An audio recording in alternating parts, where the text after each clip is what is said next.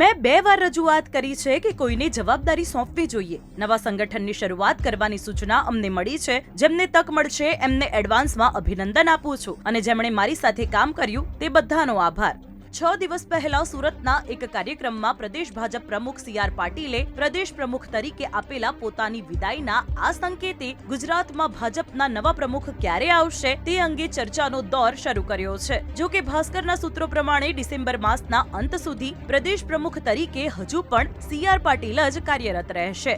એટલે જાન્યુઆરીના પ્રથમ વીકની અંદર કદાચ પ્રમુખની ચૂંટણી થઈ શકે એવી છે અને જાન્યુઆરીના પ્રથમ વીકમાં એ રાજ્યને નવા પ્રમુખ ભારતીય જનતા પાર્ટીના મળશે. સાથે જ ચર્ચા છે કે આ વખતે પણ ભાજપ કોઈ નવો જ ચહેરો લાવી સૌને ચોંકાવે તો નવાઈ નહીં. બીજી તરફ કોંગ્રેસ સાથે છેડો ફાડીને આવેલા નેતાઓ માટે પણ ભાજપ સંગઠનમાં પણ મોટું સ્થાન મળે તેવી શક્યતા છે. આ ઉપરાંત આગામી સમયમાં સંગઠનમાં આવનારા ધરખમ ફેરફાર બાદ મોટા ભાગના યુવા ચહેરા જોવા મળે તો પણ નવાઈ નહીં. ગાંધીનગરથી દિવ્ય ભાસ્કર માટે નિર્મલ દવેનો રિપોર્ટ.